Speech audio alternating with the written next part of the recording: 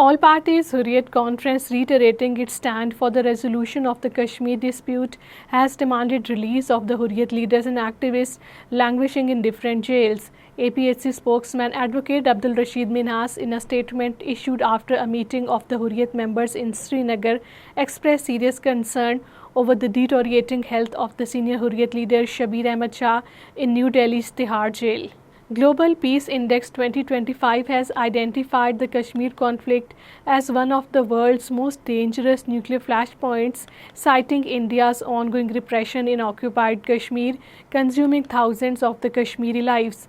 The report highlights that since 1989, Indian state terrorism has led to the deaths of the thousands of the Kashmiris, while the territory remains the most militarized zone on the planet.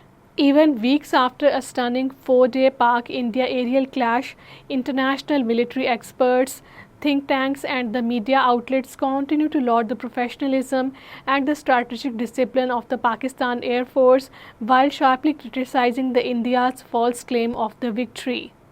In a significant turn of the events, India's own National Investigation Agency has contradicted the Modi government's official narrative on those individuals who reportedly carried out the Pahalgam attack. After the attack, the Indian authorities immediately blamed Pakistan, claiming that the 3 persons involved in the attack were the Pakistani nationals. A local court in Jammu has granted a 5-day remand of the 2 Kashmiri youth arrested on the concocted charges of the harboring Pahalgam attackers to the National Investigation Agency. However, the independent observers view the arrest and the subsequent actions as a face-saving attempt by New Delhi and a ploy to implicate Pakistan in the Pahalgam false flag operation. Jammu and Kashmir Anjuman-e-Shian president and the senior APHC leader Agha Sayyid Hassan Al-Muswi Al-Safwi has expressed deep concern over the deteriorating health condition of the jailed Hurriyat leader Shabir Ahmad Shah.